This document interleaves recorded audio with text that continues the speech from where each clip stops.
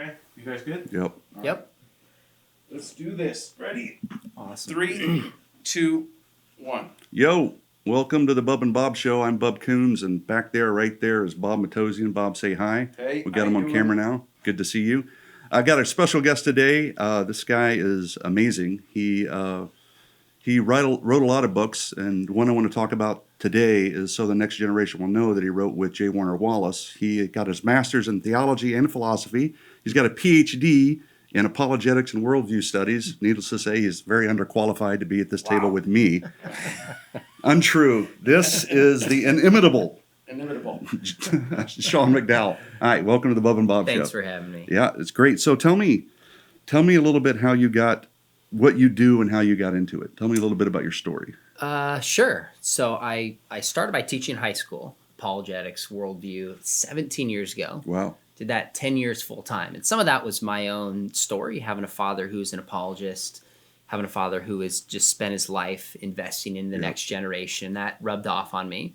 Did it for 10 years, and about 5 years into it, thought, you know what? I don't know that I can just do high school 40 years. I mean, How you did it for more than three Well, is incredible. But I love it, bless but I you. mean, Bless you, my friend. just full time wasn't going to work for 40 years. So I went back, got a PhD, got hired at Biola, the graduate program in apologetics, but stayed on teaching 1 or 2 classes part time because I love it on top of teaching at Biola. well, you stay pretty current with the Gen Z or whatever next generation. would be Totally because- keeps it current. Yeah. This morning had a conversation. I have 11 students, and for an hour just talking about the problem of evil and dissecting easy that stuff, with students. yeah. But they come alive, and they want to make sense of this when you pose it in the right way and Yeah. make it interesting and relevant. So essentially right now what's interesting is I have 1 high school class, 1 undergrad class, and multiple graduate level classes. Yeah. So kind of the whole gamut.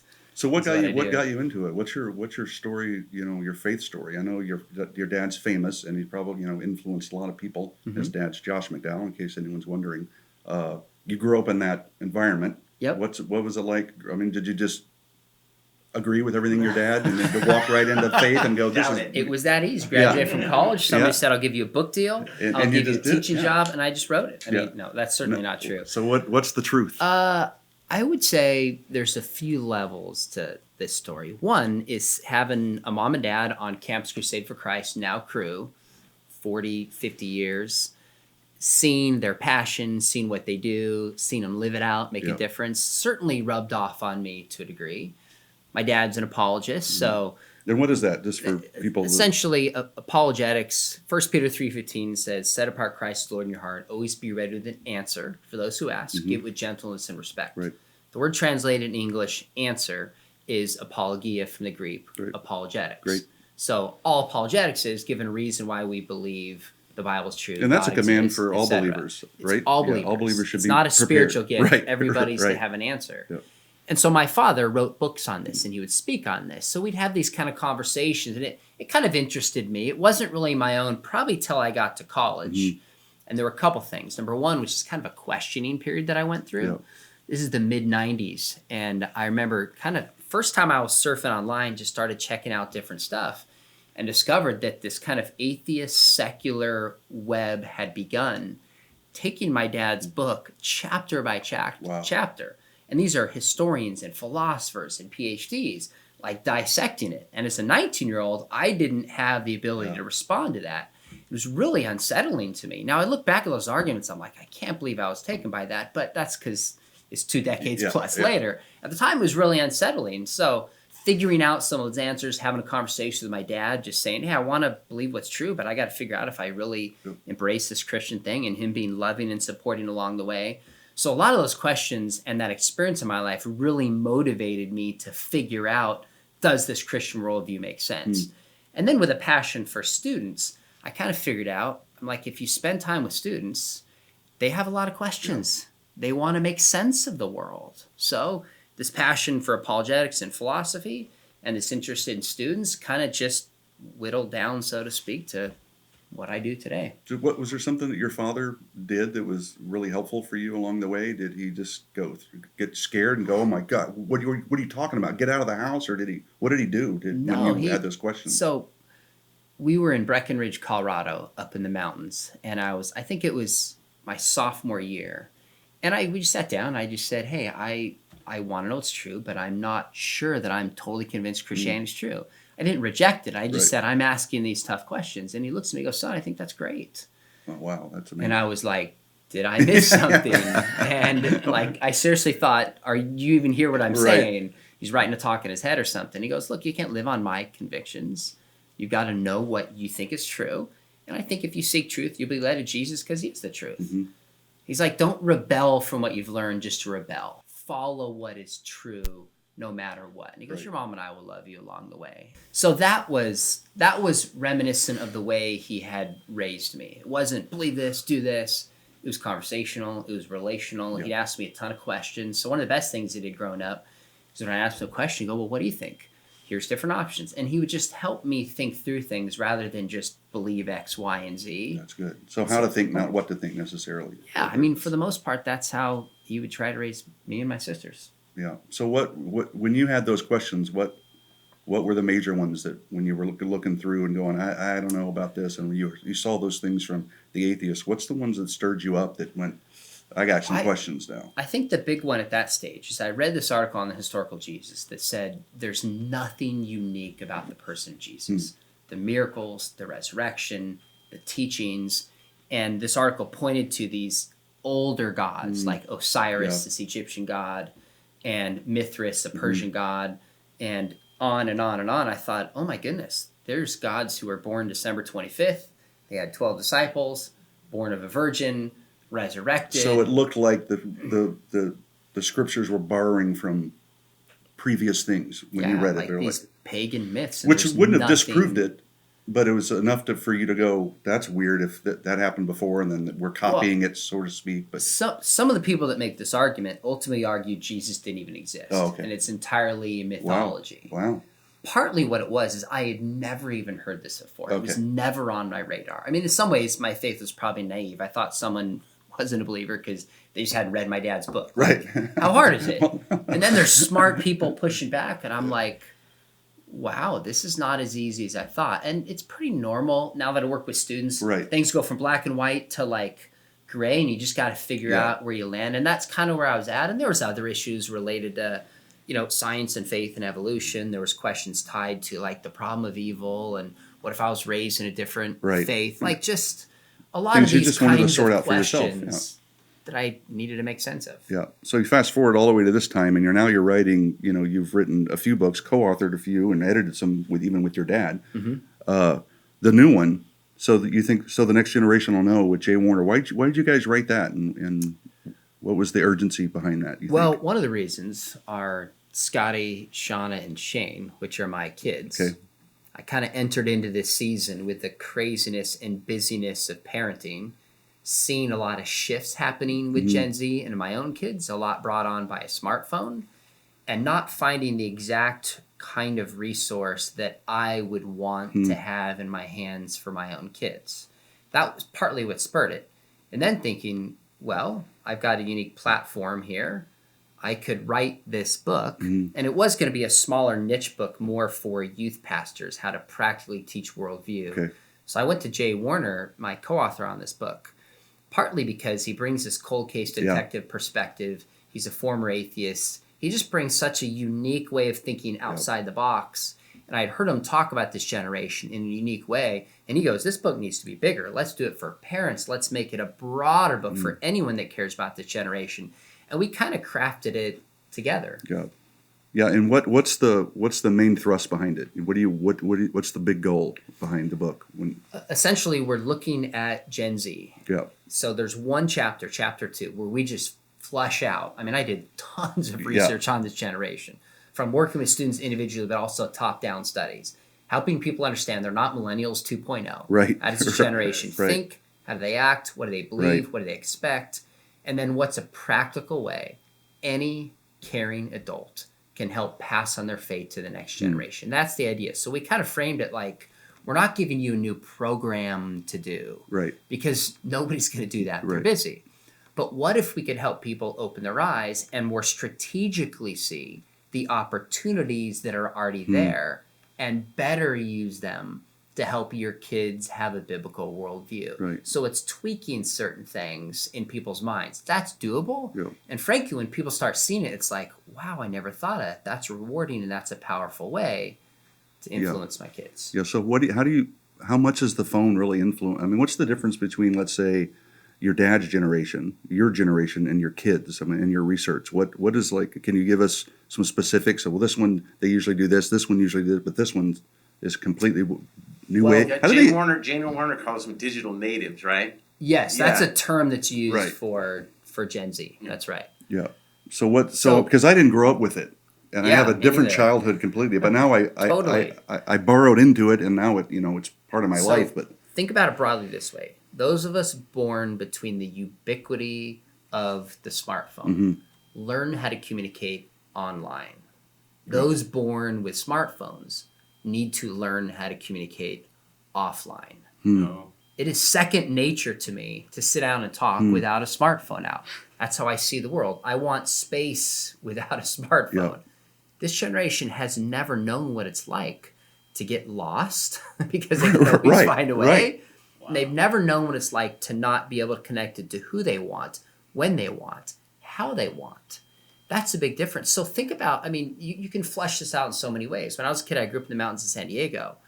And we would, if I wanted a toy, it was like get the Sears robot Yes, calendar. yes. And there was maybe 4 or 5 options. And I waited a month to 6 weeks to get a toy. even if you got it, Even if you even got it, right? yeah. It was this painful, like in 6 weeks, checking my Yeah. calendar. Now you get through Amazon what you want. And if you're really antsy, have it delivered on a drone that afternoon. on the same day. Think about music.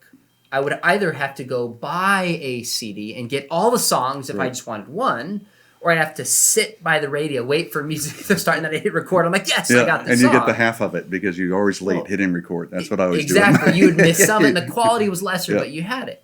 So think about this generation. They can have, again, what they want, where they want, how they want it, with whom they want it. Music. I have the songs I want instantly Yeah. tailored to me. Products instantly tailored Yeah. to me. Think about sodas. I remember these commercials, Coke versus Pepsi. Yeah. And the idea was, Coke if you won. want a soda, there's really 2 options. Now you get your own fizz-making machine. Yes. The level of fizz, the size, the flavor, tailored for you. And if that's not enough, you can get a soda with your name on it. Right? Yeah. So the difference is, we don't think about what this teaches a generation. Yeah, what does it do to It the mind? teaches them that they can tailor the world to their interests and preferences rather than having to tailor their interests and preferences to an objective world outside of them. So no wonder we're seeing a generation that says, if I feel this way, it's true for me, and you're a bigot not to affirm it. Because everything else in their life is tailored exact to their wants and desires at the moment. So to me, that's the basic difference. And I approach this, when I talk about Gen Z, I'm careful to not blame them. We're sure. Because or to say it's a negative thing a automatically. lot of people are quick to criticize Gen Z or millennials. Yeah. We've all heard the jokes. Right. I'm not putting any blame here. I'm saying any generation raised with this technology and this way of thinking would naturally respond in this fashion because they don't have a perspective of not everything being tailored to their taste at that moment. Right. So what does that do when we're talking about church or relationships or deep relationships? What can you teach a teacher, a parent, or a pastor about that generation and maybe open the door a little to share the gospel or to communicate better? So here's one practical thing I think people can do, and you can take this different direction if Sure. you want to. Often what happens in conflicts across the generation is there's different expectations that are unstated and unknown, so it leads to conflict. Right. So for example, you and I sit down, the expectation is don't be on your phone. Like Right. that's obvious. I'm right here. It's rude. I wouldn't Yeah, have to right. tell you unless I'm like, oh, I got to show you this video. Right. We look at it together. Right. Or we're debating who Look scored it the up. most Right. points in history Right. of the NBA, which we all know, but something Yeah. like that, we look it up. But the most part is we connect together. That's not an assumption many Gen Zers have. Being on your phone is a part of the way. In fact, we might be liking the same post on Instagram or Snapchat while we're together. Right. That's not viewed as rude. So what happens is older generations have certain assumptions.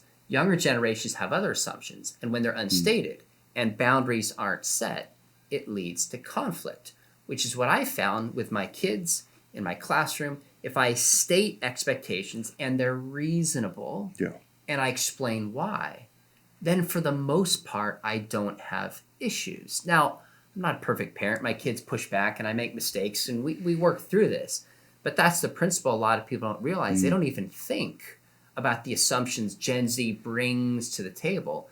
Listen and try to understand. Many Gen Zers don't think of the assumptions older generations bring. So there's conflict and there's misunderstanding and everything breaks down. But if you bring it to the surface, like in my classroom with undergrads that are all Gen Zers, I said there's no laptops out.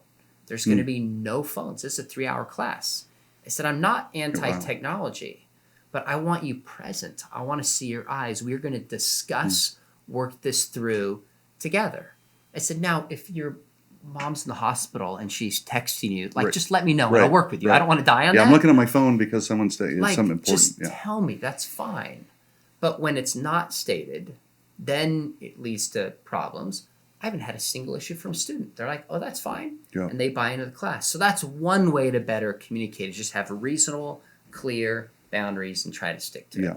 When it comes to parenting, though, and you got 3 kids, right? And they're all different kinds of ages.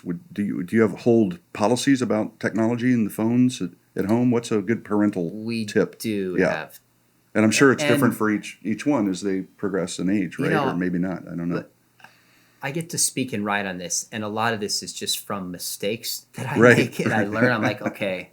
So it's not like because I write a book, I've got this all figured out. Right. So the third kid will turn out a lot better because you practice. The third kid will be like, just do whatever because it all goes out the window. That's the way it works. But my philosophy, my son didn't get a phone until he was 14 and a half. What we said is, he's our oldest. The soonest you could get it would be 13. But that doesn't mean you get it at 13. That's what my parents said to me about my license. You can get it at 16 if you meet a certain qualification. And my dad's thinking was, I'm not going to give over certain power that I have in your life and say you necessarily get a car. Your grades, your character, etc. If that's in line, then I will trust you with a car. So I said it with the phone. I said, if you're 13, you got to have your grades up. There's certain responsibilities at home you need to take care of. And there's just certain character things we're looking for, the way you treat us and your siblings. Well, it didn't happen at 13, didn't happen at 13 and a half. He's a kid, he's in process. He made choices that ended up not getting the grades he needed. And these aren't totally unreasonable expectations. I thought they're reasonable and he agreed. Finally gets it at 14 and a half. We had him sign a contract with it. Oh, so serious. I actually wrote up 2 pages. And it's not that he loves it and thinks it's wonderful. But because there's a relationship, because we have laid these out and we tried to hold him accountable to these things with making appropriate exceptions, we are working through the process and he's seen certain things other kids don't see. So sometimes he'll say, "Guy, look at how much that guy's on his phone." Or look, my friends, I go to their house and they're just on the phone nonstop. Like he sees certain things other people wouldn't because we tried to help them process and value it in that way. So yes, we have boundaries and sometimes they're negotiable. But you know why I think parents don't? I'd love to know. I think parents don't because they don't want to fight the battles. Really? It's easier to just give your kid a phone and not be the only parent who's not giving in. It's easier to just give it to them and not worry about it. But what that does, it makes it a lot harder for the parents who are engaged and who are trying to do the right things. Right. Well, and then, and this comes down to basic discipline, right? That's most parents don't want to discipline their kids because that's hard stuff. It is hard. It's really hard to be the one that always is correcting and always trying to discipline or disciple and go, I don't care what other parents are doing. It's my biblical mandate to raise my kids, and I gotta set boundaries. So you travel quite a lot. How often are you on the road, like talking and teaching and conferences and? It's somewhat seasonal. Yeah. So this year, my son's playing varsity basketball as a sophomore. So I cleared out end of November, like through February, where I'm only doing a few local things. Right. Or I have 1 or 2 traveling things that I worked around his basketball schedule. So that season's pretty light. Gotcha. But between like September and November, probably 3 out of 4 weekends. Yeah. Now it might be out Friday, back Saturday. One weekend I go on Saturday morning, back Saturday night. Like I go as fast as I can. Get there and get back. While honoring my host. Right. But I don't know, maybe a quarter of the time to a third, Yep. I'm gone. What are you seeing out there when you travel? What concerns you when you're running into these people, hearing the issues that are out there, or maybe not even when you travel, but just in culture itself? What, as a Christian and as a Christian parent and as an American, I mean, when you look at the landscape, what really concerns you? There's a lot of directions we could take, Yeah. like what concerns me politically, morally. But I'll tell you, Let's do all of them. because I'm a professor Yeah. and I care about this generation.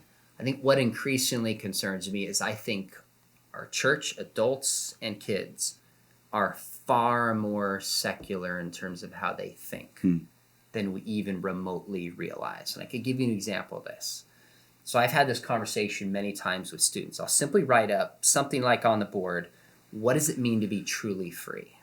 And I'll say, I don't mean politically. What does it mean to be a human who experiences freedom? And the answer is always, you get to do what you want without restraint. As long as there's no law or person telling you what you want to do, you're free. That's their answer. That's This the answer complete autonomy. I always get from every Christian group students I've ever done. My follow-up question is, if there is a God, would this change the nature of freedom in any fashion? If so, how? The response comes back, freedom is doing what you want to do without any restraint, but now there's consequences. Okay. So all God adds to what it means to be free is consequences. Guilt in this life, maybe judgment in the next. Wow. So in other words, everybody I've ever asked on this has a secular view of freedom and just slaps God on top of meaning consequences. Well, that makes a secular view much more appealing. If you can get rid of God, you don't have consequences.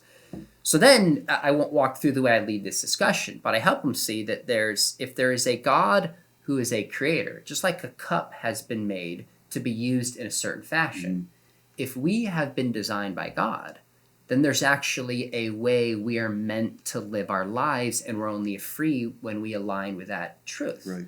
So they get negative freedom from, but no concept of positive freedom, which is freedom for something. So if God created us... Explain the difference real quick. Well, freedom from is a negative kind of freedom that nobody's locking you up, preventing you from doing what you want to do. So they got half of the equation somewhat correct to a degree, although I'd quibble with a part of it. But if you're in jail, you're not out free to do what you want. Right.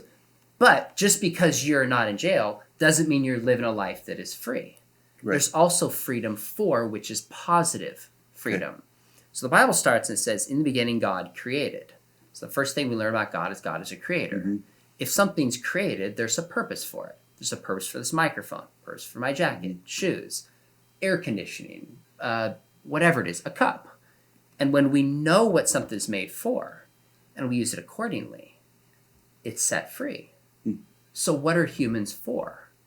And one student's answer was, you're actually only free if you could live in a forest and nobody could prevent you from doing what you want to do because nobody's stopping you. I said, well, if we've been made to love God and love other people, you'd actually be the least free in a forest because humans are made for relationship. That's great. So this relates to all sorts of issues. So freedom is directly related to what you're created for. Exactly. It's like a cup. Yeah. It's made for a purpose. Or so take a fish out of the water, and it's made for water. You throw it up on the sand, it dies. It's useless. Yeah. There you go. It's made for the water. It's only truly free in its boundaries, in a sense. In its boundaries? Yeah. So freedom is not doing whatever you want. Freedom is aligning your life to truth. Aligning your life to reality. So, in other words, I like to use the word, it's orienting your life to reality. Right. So take issues like the transgender debate. Yeah. Is freedom ignoring biological truth and doing what I feel like? Yeah. Or is freedom tied to living consistently with your design? Well, how you answer that question of freedom on that issue and others, is there a purpose for marriage? Is marriage just tied to whoever you love, whatever, regardless of gender or number? Or is there actually a design and purpose for marriage bigger than me? Right. And I'm only free when I align myself with it. So my point is, I think increasingly as I speak with people in the church, and rather than just give a talk, I ask questions and I unpack it.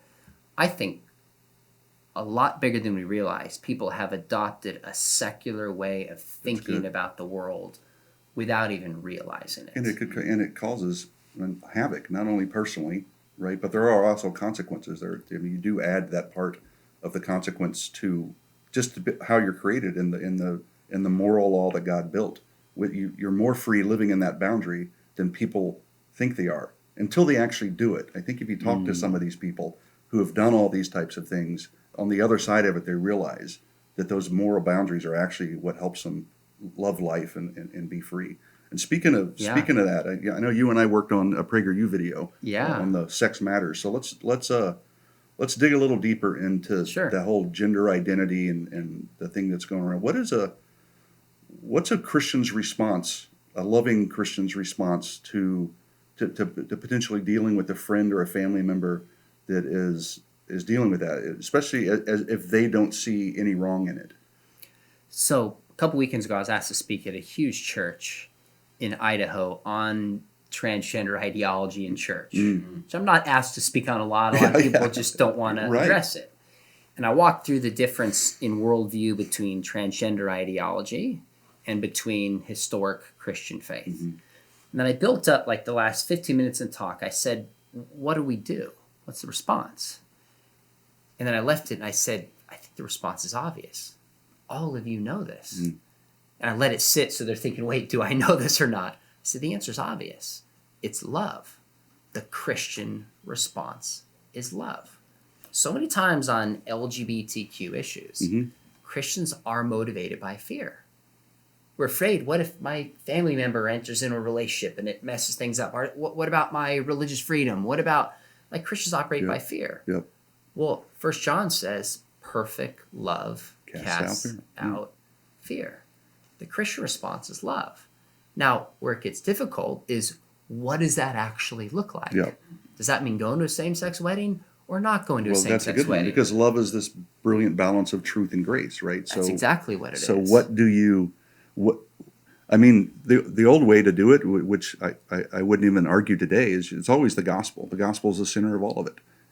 But it's how do you bring that up when you have a family member or a friend who begins to dislocate from you and the family or the friendship because they automatically just think you're judging them. How do you go after that person, or do you let them go? Do you just try to have a conversation? My response would be, if that happened, would be to shelve the issue that seems to divide us, find common ground, and just build that relationship. I mean, a gentle word turns away wrath, the scripture says. So I have a student I was working with a while ago that just probably took me a year and a half to kind of break through to this student to know, you know what, I really care about you.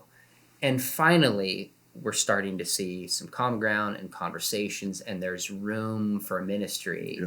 It just takes a while to get there. So in one sense, Jesus did let the rich young ruler walk away. You can't force somebody who's not spiritually open and who doesn't want to be in a relationship to be there. But I think it's a mistake sometimes to feel like I've got to make every conversation about Jesus. Right. Sometimes people know where you stand, and you just spend time with them, and you love them, and you care for them. And it's not just because I want to secretly win that person Jesus. I hope they become a believer. That person is made in the image of God, and I just am called to love my neighbor and love this person, as difficult as that may be. Right. No, I would agree with that. But speaking on the topic of a little bit, you addressed not every conversation has to be about Jesus. When you have those conversations, how do you normally start? Let's say you're on a plane, or you're one of those guys that puts headphones on and just wants to be like, I'm kind of like that. So I need my 2 hours. I don't really want to. But if someone nudges me and go, "What are you reading?" I'll go, "Oh, I'm reading a Sean McDowell book." Which I've read them, a lot of them. On a plane, come on. Oh yeah. I read on a plane. Right. I read on my iPad. Open my iPad. It'll have your books on there. I do my research before. But I mean, how do you, Because you're So here's my approach. I am an introvert. I'm outgoing. I like people, but I get my energy being alone. Yeah, So I spend a week at an event, and I get on a plane, and I'm wiped. Yeah. There's some times where I just put my headphones in. Sure. Sometimes I want to read, watch a movie. I just have nothing left Yeah. emotionally. That's me almost every 3 hours. So, every 3 hours So I'm anyway. like, so if you go a week and that's amazing. I don't feel that every single person I've got to pull the conversation to Right. Jesus. But I kind of gauge where people are at. Are they willing to have a good conversation? And if it's just, I want to talk about the weather, put my headphones in, Yep. that person's not interested. I'm not going to Yep. force something. But there's a lot of times where somebody will be open, ask questions, and for me it's somewhat easy. So what do you do? Yeah. And I just go, Right. well, I teach apologetics. Yes, What's that? And then you just start launching. It's Right. easy. So if a person's interested, I will stop what I'm doing and look for those kind of spiritual conversations. I also look to try to do things, and it's not that I always do this, but especially on a plane when you're traveling, there's so many people that are just, they're lost, they don't know what they're doing, can't get their baggage up, find their seat, and it's like second They're frustrated. nature to me. Yeah. So when people are walking down, I'm like, does that person need help with their bag? I'll go out of my way to ask them. I was sitting by a guy the other day, we had a middle seat open, and his feet, so I had a bag in my feet, he had one in his feet. I said, The hey, the middle middle one's seater. open, do you want to put your bag underneath the middle seat here? Yeah. And he's like, no, I don't want it. I said, okay, well, I'll put mine Yeah. there. But I was looking for a way to just Sure. open up a conversation. Is this helpful to you? And Yeah. it didn't lead anywhere. But I look for conversation. I kind of just start where people are at. Mhm. I tend to ask more questions than I do give definitive answers. Yeah. And I just listen and I try to understand and find a natural connection to the gospel or something spiritual. So I approach it kind of like my mentor, Greg Kokel, said, just put a stone in somebody's shoe. Love Greg. Like, for example, I'll sit next to a guy on a plane. He's probably 21, 22, and he was reading Camus' book, The Stranger, right next to me. Yep. So he kind of set it down for a second. I said, hey, I just got to ask. I was a philosophy major. What motivates you to read Camus? And he goes, well, I grew up in a Christian home, went to church, and I've just been starting to entertain other ideas. I said, well, tell me about your journey. And I just listen. I ask questions. What do you think about Camus? And I said, I'm a professor and teacher. I also grew up in a Christian home. Can I leave you with a thought? He goes, yes. I said, if you walk away from your faith, that's up to you. But I see a lot of people who walk away who, number one, don't really understand the gospel. So they're reacting against a bad experience. And number two, have never considered the powerful evidence that Jesus is who he is. If you walk away without understanding those two things, that's a shame. I think you owe it to yourself. Don't you agree? And he agreed. So he wasn't open to take it further, but I thought I could at least say, while you're in this middle zone, don't react if you had a bad experience. Right. Make sure you understand what Jesus really taught. Just go back and reread John with fresh eyes. And then maybe this little book, More Than a Carpenter, my dad wrote, helped him update. Have you considered this evidence at least as a part of your journey? So I don't know where the guy's at. Never heard from him. But I just look to try to encourage people where they're at. And sometimes if someone's open, like they might be ready to hear the gospel, do it. Yeah. But I just try to ask questions and look for opportunities to advance the ball, put a stone in somebody's shoe for the most part. Yeah. There was someone, I just heard someone talk, he said, use this acronym SALT, start the conversation, ask questions, listen, and then tell the story. And That's great. A lot of Christians get love it. backwards, right? They just go in and tell the story and they kick you and then they kick you when you're down and then you're in. But that's there's evangelism's an interesting thing, I think, in the 21st century with the iPhone. What do you think of people trying to do that online? Is that the place to have arguments on Facebook and Twitter? Wow. It depends on. I don't enter into a lot of Twitter conversations. I rarely respond when somebody's baiting me or it's negative. Right. It's almost never productive. Yeah. If I get a comment and it feels like that's a genuine question, I'll try to respond whether it's a Christian or not. But I don't want to, number one, waste my time. Yeah. And number two, it's just, it rarely is genuinely productive. Yeah. So there's a difference between like these kind of Twitter debates and having genuine forums where people have real conversations. Absolutely. I just don't spend a lot of time doing that, but I have friends and I know people who do. Yeah. And who do it well. So their whole point is to get on there and do it well. It's part of their active ministry. Sure, is that's to their get ministry. I think there's that's pretty absolutely a ministry there. If Abs- people yeah. do it well in the right fashion, no question about it. Yeah. What are the big questions your students ask you? Let's start in high school and then go into the college world. are they asking anything new, or is it the same kinds of questions repackaged? I know there's a lot of emotional attachment to these things than there may have been in past generations, or at least seemingly. There's so much, you hear the anger more than you hear the point. That's true. Right? So a lot of people, That's true. like you were just talking about, maybe this guy's walking away, but there's been a bunch of stuff in the news with a few of prominent believers, quote unquote believers, that have walked away. They never say it's a fact. Well, I left because I investigated Jesus and it's not real. It's always an emotional, mostly sexually driven. Like I can't deal with God saying I can't have sex with anyone I want. It's like a moral issue. But are your kids actually struggling with any of this, or we're hearing in the news that is it way unbalanced and you're not getting a lot of that? I think there can be a range of reasons why people suffer. There can be a moral dilemma. Sometimes it can be intellectual. The guy from Hillsong was like, it's all emotional, and I'm looking for answers. What about hell? What about Jesus? So there was an intellectual component, at least from what I understood about it. So part of it is identifying what's really the issue and what's going on. Because he said something about even science is starting to put daggers into that, right? He did. Yeah. That's somewhat of a, criticism of the church, not addressing those issues and being too emotional.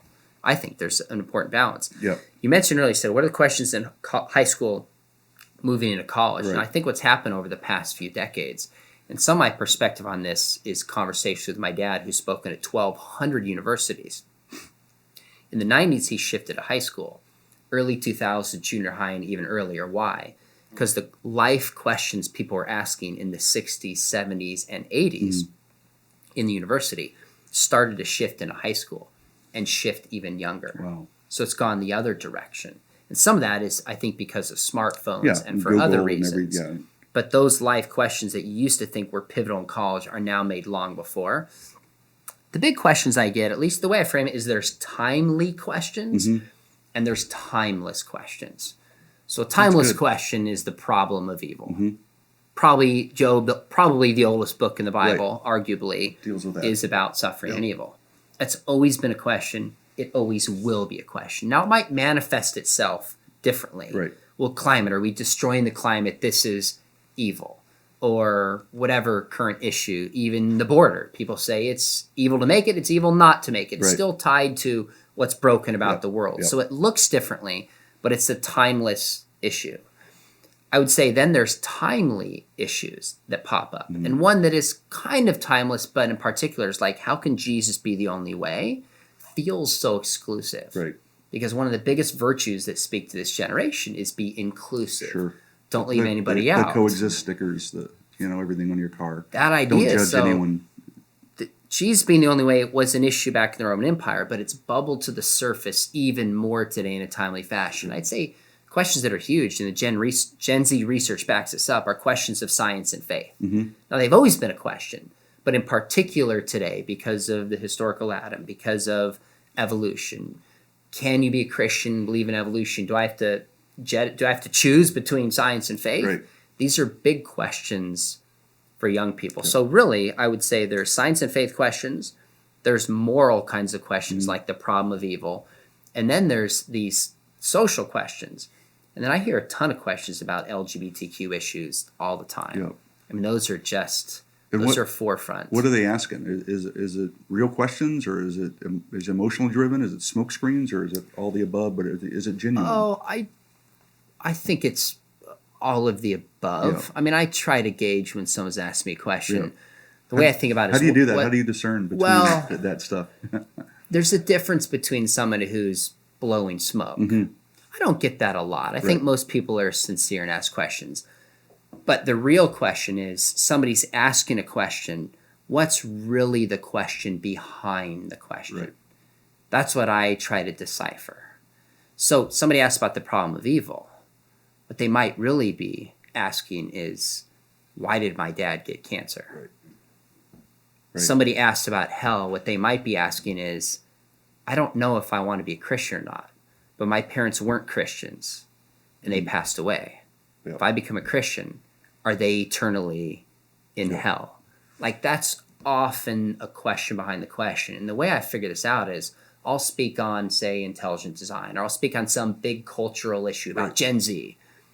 And 90% of the questions are not ideological. They're not issues that aren't cultural. They're my brother, my coworker, my sister. It's personal and it's relational. So I'm a professor, so I think like 30,000 foot view. Yeah. I love ideas. That's the world I live in. That's not where most people are at. Right. So when somebody asks a question, I want to know, am I addressing the right question? What's the question behind the question? And I think the best way to do this is just to ask a few questions, and that helps you figure out, oh, I see where this person's coming from. So hopefully I scratch where they're really itching. Is it easy to just say, well, why do you ask that? Is that the right kind of question, or do you probe differently? Because that's what I'd say. If someone says, why would God allow evil? I go, why are you asking? So that's fair. Yeah. Here's the way I would do it. It's the same idea. If someone goes, why does God allow evil? My response, unless I'm in a debate or on radio somewhere, I'll say, of all the questions you could ask about God, why that one? That's so good. it's That's essentially better than mine. Well, it's just because I've thought about this a little bit. It's the same kind of question, maybe a little bit less direct, and helps them think, yeah, I could ask a lot of questions. Why I'm asking this one? Now, if the person says, well, I was watching Batman vs. Superman, and in that movie, the bad guy states a problem of evil, and I was thinking, how do you reconcile God's goodness? Then it's an intellectual question. If the person moves towards, my mom has cancer, I was bullied as a kid, etc., then it's a more emotional, personal question. Do you find people ask that when there's fewer people around, or can people get bold and honest enough even in a bigger setting when that happens, and you do a Q&A? I think people will ask it, but they won't ask the question behind the question. It's vulnerable. Yeah, it's kind of like the student who goes, hey, I've got a friend who's wrestling with this. I don't call him out, and I go, well, here's what I'd say to your friend. You just kind of know. Yeah.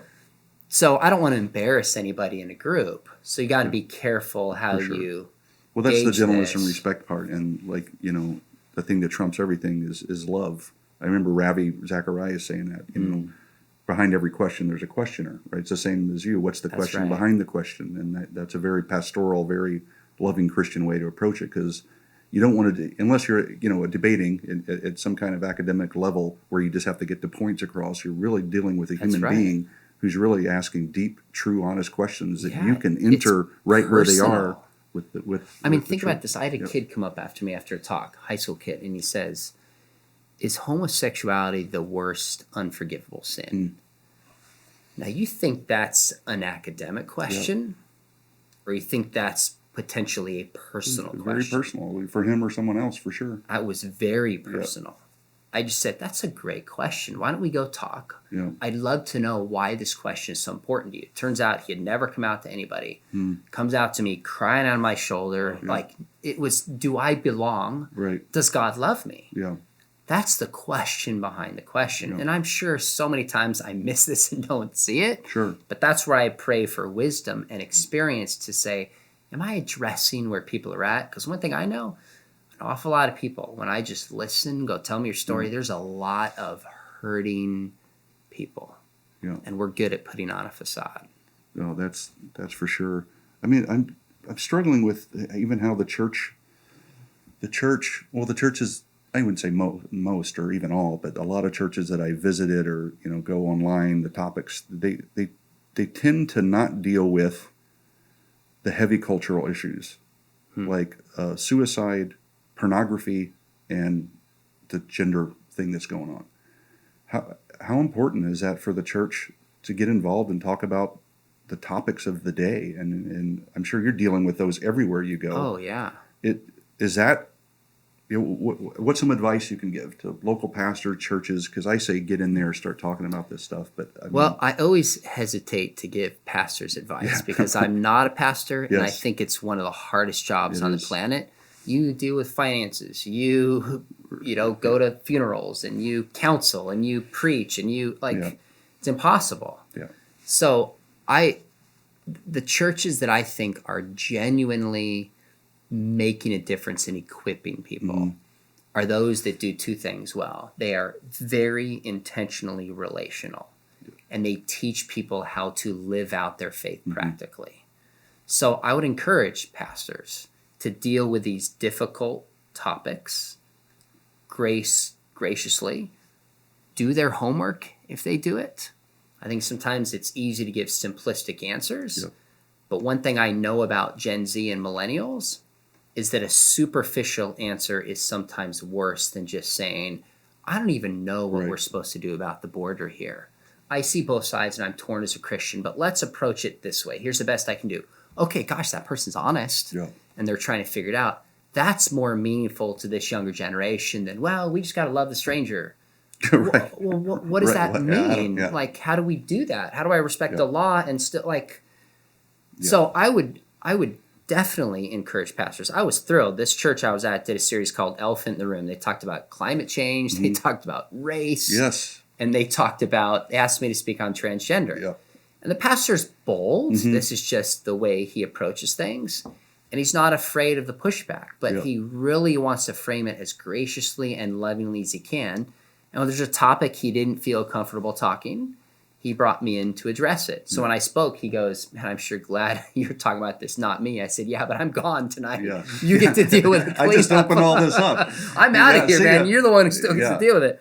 So I would gently encourage pastors to address these issues, enter into the messiness, not feel like they have to have it all figured out, and create a conversation, because our lack of talking about these issues, I think, communicates a lot. Yes. It communicates that our faith doesn't have anything to say to these issues.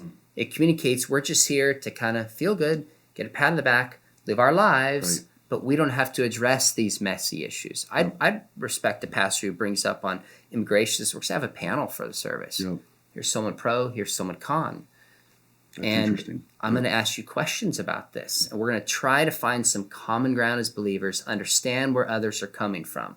Now, you don't do that on the issue of abortion. Yeah. I'm sorry. I'm not going to give a voice to pro-choice Right. because that's not biblical. Right. I'm not going to do that on the issue of same-sex marriage. Scripture is clear. But I would bring people up who have same-sex attraction. Yeah. What's your experience like? What can we do better? What does it mean to love you? Where are we missing things? How do singles flourish in our church? Like, just inviting these conversations gets messy. And I think sometimes pastors fear rightly, am I going to turn people away? Yeah. Like, I understand that fear, but my dad's philosophy was like, I'm going to attack hell with a squirt gun. And so, like, we have to talk about this stuff. Let's dive into it and not be afraid. Yeah. You mentioned something that's dear to my heart about always working against and fighting against is abortion. And there are quote unquote Christians who argue for it. And I think it's a clear position in Scripture about what we do with born children and children in the womb. And but there are a lot of people that are moving in the direction of, I would say parts of the inside the church are moving toward there could be good and valid reasons, and we shouldn't bring that subject up. It's in a gray area. What's your thought on that? Or put it in more personal ways. Anyone in your schools that you teach ever come to you that was pregnant, or a guy that's what would you counsel them to do? So there's a big difference between how I'm going to counsel somebody who's pregnant and needs love and care and to not be shamed and do the right thing when they find themselves in a situation they didn't plan. That's where the church needs to be loving. I was speaking at a church on Pro-Life Sunday maybe 3 or 4 years ago, and my son was at the door taking money, like people drop in coins. If you have loose change, drop it in this. We're giving it to the Praise Resource Center. The lady walks out and goes, man, I'm not giving money for this. They made a mistake. Why would we help them in their sin? My son tells me this. And I was like heartbroken. Like, how can you sit through this and not have compassion? What is the matter with you? Like, that's very different how we help people versus somebody who comes and says, God is okay and abortion is good. That's a very different issue. And frankly, to be honest with you, I think that's demonic. Because, what do demons do? They end and they kill and they snuff out life. That's what abortion is. I am unequivocal on that. Scripture's clear. Amen. Science is clear. Now, I'm not going to question somebody's salvation. That's between them and between God. but they're teaching something that is against what Scripture says. From conception, every human being has intrinsic dignity and value. Amen.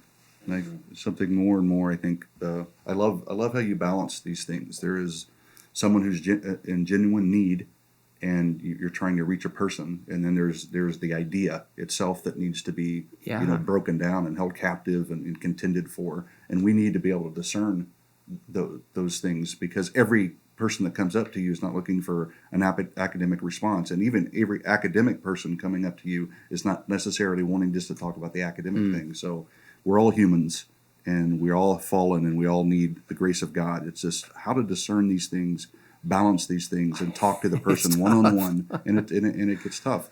What are you really passionate about today that you maybe weren't 10 years ago? Has there been a shift in the passion? This probably isn't what you're looking for. I don't. But he never knows what he's looking for. He's just throwing bait. I'm just mesmerized by whatever people answer my questions. I'm very happy. One of my biggest loves growing up is basketball. Yep. You obviously not know by looking at me. No one's ever said, you look like a basketball player. I played at Biola 4 years. Okay. Average college guard, just the Rudy, hard-working, love the game. Yes. That was me. I just your son love is it. playing varsity, though, as a sophomore? He is. He actually played as a freshman. But the point being is, I've been thinking about this recently. I love the game of basketball. I would be up early in the morning playing. I'd stay after practice. My coach would have me lock it. I'd go down and actually unlock it, tell him it was locked, drive around the block, come back, come in and keep working. I loved the game. And this past year with my son playing, I enjoyed watching him play more than I ever did playing. And I can't believe I'm saying that. Like, anyone knows me is like, dude, you're over the top for basketball. There's something about the game I love. I still watch the NBA, I still watch college. And there's something about that joy as a parent that I wish so many people could experience. And it's true for my daughter, my younger son a different way, but it hit me this year because he loves the game. They won CIF. He played as a freshman. Wow. I mean, watching this was like, I could die and go to heaven. If you had told me 10 years ago, I would have thought, you're nuts. I'm still in my 30s. I can ball. Like, bring it on. Now I'm realizing I can't play like I used to. But watching this brings me more joy than even playing itself. So obviously then your kids, that's what's really changed over 10 years and just kind of not living through them, but enjoying that they get to do the same thing even more than I think that's what, now there's an issue that partly I thought of that because I'm updating a book called True Love Waits, this big rally that the church had. Yep. And in the 80s, my father led the Why Wait campaign, the first global campaign for sexual purity, abstinence. Morphed in 1993 to Why True Love Waits. And there's been a lot of pushback on this and criticism of this movement. Not so much what my dad did in the 80s, but the True Love Waits in the 90s and early 2000s, tied to I Kissed Dating Goodbye and Joshua Harris's book, etc. And I think a lot of that criticism is warranted. And I'm updating that curriculum with them, writing a book, and we're going to launch it next year. So I've been spending a ton of time looking back at what was the ethic of the 80s and 90s and 2000s, what was balanced, what wasn't balanced, what's biblical. How do we think about this issue of sexuality? And frankly, I've even seen in my own life, I'm like, God, that was probably not as balanced. I took that from somewhere else rather than Scripture. Right. So I've just been rethinking a lot of that in a different way than I would have, say, a decade ago. When does that come out? When is there a I'm going this afternoon to write chapter 4. So you're getting it's due in February. It'll come out about a year and plus from now. All right. Give me two must reads, 2 books that influenced you or that you'd say, hey, as a Christian out there, or even as a non-Christian, got to read these 2 books, and then give me 2 people that really influenced you. So I think books that we love tend to speak to us at a certain season in life. So a book for me in college I absolutely loved is called The Return of the Prodigal Son by Henry Nouwen, a Catholic priest who passed away, a decade plus ago. And he looks at the painting in the Hermitage of Rembrandt's A Prodigal Son. And he always viewed himself as the younger son, who is the rebel.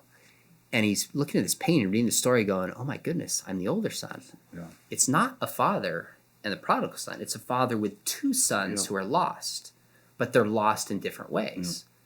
One is lost in a kind of reckless living sin. The other's lost in self-righteousness.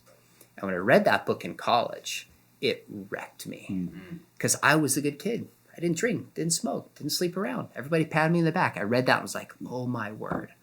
I am just as sinful, maybe more than the younger son because of my own self-righteousness. So I haven't gone back to that book in years, and I don't even know how I would read it today. It kind of goes in the back of my mind now and then, but at that stage, it's his experience, it's his story. And Henry Nouwen was teaching at Harvard or Yale and gave it up to go work with handicapped people. Like, his life was just so rich. That's just one of my favorite books of all time. Another one, totally opposite, is written by an agnostic, and this is the philosopher in me. It's called The Storytelling Animal. Jonathan Gottschall. Okay. And I just love this book because he's trying to explain why we tell stories. And I mean, we sat down, we told stories. There's something about human beings that we communicate through stories.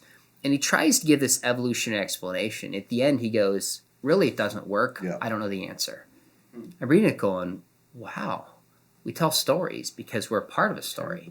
And God is a person. And our lives are a story. This makes sense within the Christian worldview. So I've never talked to him. I'd love to at some point. But you might not even find that interesting. But I love that books about book. storytelling, no matter what they are. Because it's the philosophical question about our nature. Where does this come from? And that was just one of those light turn on moments for me. That I see how stories define us more than I ever did before I read that book, interestingly enough, from an agnostic. Well-written book. People that influence me, obviously my dad. I mean, I can't escape his influence, however I look at it, who he is. My dad is my hero, hands down, no question about it. Other people that have influenced me, I would say some of my coaches, like my coach at Biola. He's the 5th all-time winningest coach in college basketball history. On any level. He's got a PhD, 2 or 3 masters, one of the smartest people I know. Amazing. Not only taught me the game, but a lot of just life lessons. What's his name? His name is Dave Holmquist. He's been there 40 plus years. Just phenomenal coach, even better person. He was huge. Some people, like when I went through that question period I mentioned, people like J.P. Moreland and William Lane Craig. Ironically, when I had that question period, I didn't want to read my dad's stuff. Of course. Leave him out of it for now. I just need, you see these movies, it's like a mentor comes along and trains somebody, and, you're Mr. Miyagi or you're whoever it is. It's never the parent. Gandalf. It's always somebody else. And they said a lot of the same things in a more philosophical way. And I know God is sovereign, but I credit so much of my worldview and my thinking and my confidence in the faith to those two and people like Greg Koppel and others. So those are some people that have a huge influence on my life. That's great. Okay, last thing here. You got, if you have one message to say and you have about a minute and a half to say it, what would you say? Look in that camera and just say it. Whatever's on your heart right now. To anybody, one last message in 1 minute. I think my heartbeat is for the next generation. There's a generation of young people that are growing up, and they have more challenges just one click away on their smartphones, morally, emotionally, intellectually, than any generation. Depression is rising, stress is rising, loneliness is rising, and the secular worldview is quite clearly captivating even many kids in the church. If you're watching this and you're a believer, chances are there's people who stepped into your life and shaped you. The question is, which young person will you step into and influence their life? Because when it's all said and done, I think about my life. I'm not going to care what car I drove when I stand before God, how much money I had, Twitter followers. I'm going to think about the next generation and the way that I influence them. So my challenge would be your kids, your grandkids, kids in your community. In what way do you have a responsibility and can you give back and help shepherd their faith? That's beautiful. Thanks for being on the Bub and Bob Show. Happy to do it. Have you. Fantastic. See you guys next time. Adios.